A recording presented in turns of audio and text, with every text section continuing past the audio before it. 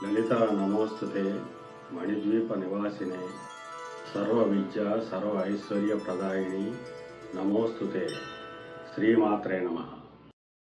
శ్రీమాత్రే నమ. నిన్నటితో మనకి హోరా భాగం కంప్లీట్ అయింది. హోరా శాస్త్రంలో గ్రహాల యొక్క మిత్ర శత్రుత్వాలు చాలా ముఖ్యంగా మనం చూసుకోవాలి.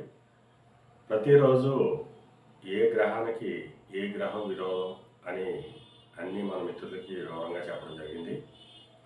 అయితే ఈ హోరాకాలం అనేటువంటిది రాత్రి భాగంలోని పగల భాగంలోని కూడా హోర ఉంటుంది. మనం హోరాకాలాన్ని ముహూర్తం పంచాంగంలో నిర్ణయించినప్పుడు, అంటే పంచకరహితమైనటువంటి ముహూర్తం ఉన్నప్పుడు దానికి హోర చూడవలసినటువంటి అవసరం లేదు. అటువంటి ముహూర్తాలు లేని సమయంలోనే హోరాకాలాన్ని ఉపయోగించుకోవాలి. అందువలన ఈ హోరాకాలాల విషయాలన్నీ కూడా మన మిత్రులతో పంచుకోవడం జరిగింది. కాబట్టి ఈ విషయాన్ని మన మిత్రులందరూ కూడా చాలా జాగ్రత్తగా గుర్తుపెట్టుకోవాలి. పంచకరహితమైనటువంటి ముహూర్తం ఉన్నప్పుడు దానికి హోరాకాలంతో పని లేదు.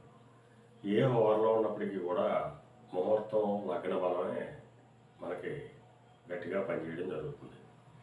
అయితే ముహూర్తం లేని సమయంలో మనం ఏదైనా కార్యక్రమాలు చేయడానికి ఈ హోరాకాలను ఉపయోగించుకోవాలి. శ్రీమాత్రే నమః.